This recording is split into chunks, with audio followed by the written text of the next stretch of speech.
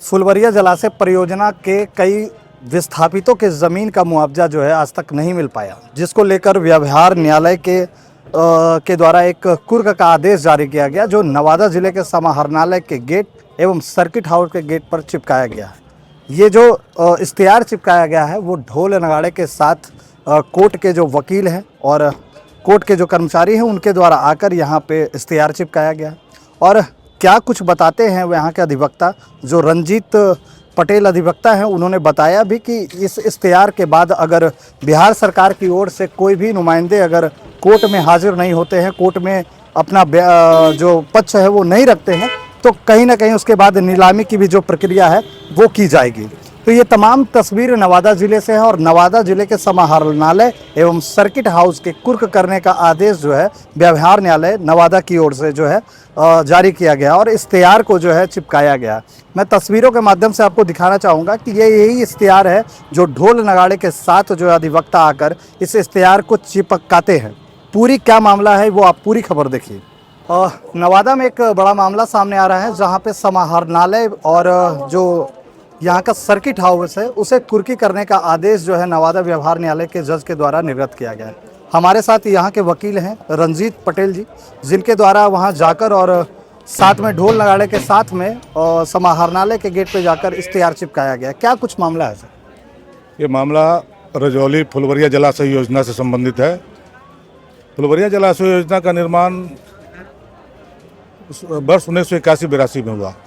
उसके अंतर्गत ज़मीन मकान वगैरह एक्वायर कर लिया गया भूधारियों को बहुत कम राशि मिली थी, जिसका बढ़ोतरी के लिए न्यायालय में मुकदमा दायर किया। मुकदमा का फैसला 2015 में हो चुका था।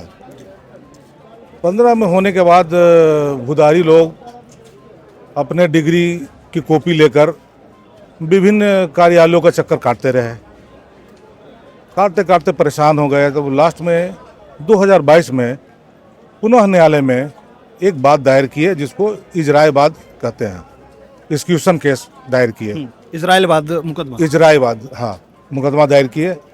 उस मुकदमे में माननीय सब जज न्यायालय प्रथम नवादा व्यवहार न्यायालय नवादा के द्वारा कुर्क करने का आदेश दिया गया, जिसकी इश्तिहार समाहरणालय भवन के मुख्य गेट पे सीढ़ी के बगल में ढोल पिटाकर चिपकाया गया। और सर्किट हाउस, जिसको इंस्पेक्शन मंगला भी कहते हैं हम लोग, वहाँ भी इसी तरह की प्रक्रिया चिपका कर ढोल बजाकर किया गया। मामला मुख्य रूप से भूधारियों का भुगतान से संबंधित है।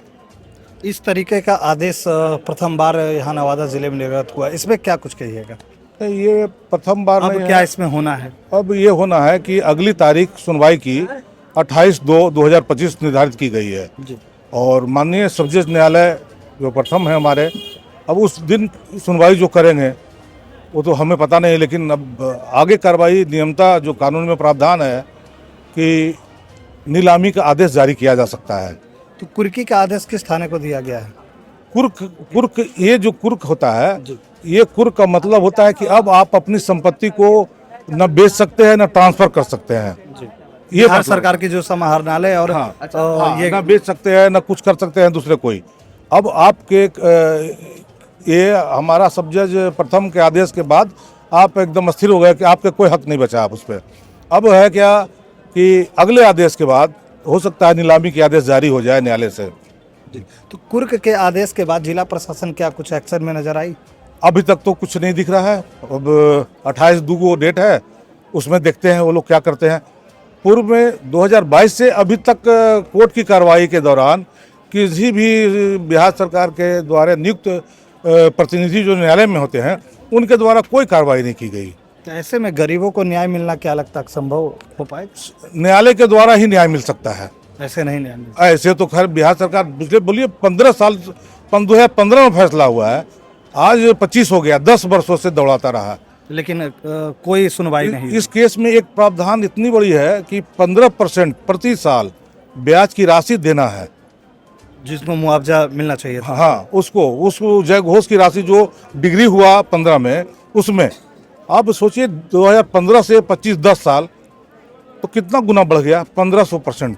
जिला प्रशासन और बिहार सरकार के नुमाइंदे जो है सोते रहे, लेकिन इस पे कोई कार्रवाई नहीं किए। 150% सूद की राशि बढ़ी जो 10 लाख कुछ हजार है आज लगभग 25 लाख रुपया हो चुका है। लेकिन छोटे छोटे केस के मामलों में जिला प्रशासन कड़े रुख अपना लेती है। वो जिस पार्टी के जिसके यहाँ वो कुछ लेनदार है उन लोग के ऊपर तो वही कब्जा कर लेती है या सर्टिफिकेट केस में कर लेती है, लेकिन जब अपने देने की बारी आती है तो एकदम सुस्त पड़ा हुआ है। पूर्व में एक मामला और बताते हैं आपको, इसी सब कम संबंध में माननीय उच्च न्यायालय पटना में प्रभु साहू का एक केस है जी। हाईकोर्ट जस्टिस कौन करीम थे, उनका आदेश हुआ था न्यायालय में पैसा जमा करने के लिए, तो नवादा समाहर्ता तत्कालीन आशुतोष वर्मा ने वहाँ एफिडेविट किया न्यायालय में, उसके बावजूद आज तक कोई पैसा वहाँ भी जमा नहीं किया। ये प्रशासनिक पदाधिकारी न्यायालय के आदेश को भी उल्लंघन कर रहे हैं, नहीं मानते।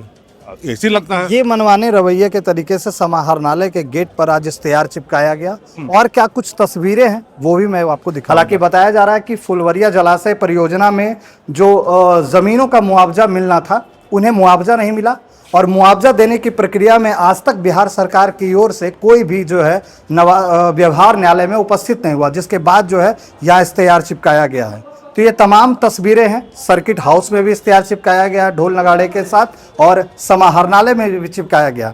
ऐसे में भी सवाल खड़ा होता है कि क्या आम जनों को इस तरीके से कब न्याय मिलेगा। ये तस्वीर है जब बताती है कि समाहरणालय में जब कुर्क की जो है यहाँ पे नोटिस चिपकाया जा सकता है तो आम जनों को कैसे न्याय मिलेगा ये आप खुद समझ सकते हैं। देखिए पूरी तस्वीर। ये 2002 से मामला जो है वो कोर्ट में चल रहा है। हालांकि अभी तक उस पर जो बिहार सरकार की ओर से है वो कोई संज्ञान नहीं लिया गया। उसके बाद न्यायालय के आदेश के बाद यहाँ पर कुर्क का आदेश चिपकाया गया है। अगर ये आदेश का अगर पालन नहीं होता है तो अगले तारीख में नीलामी का भी आदेश निर्गत किया जा सकता है। देखते रहिए पूरी खबर।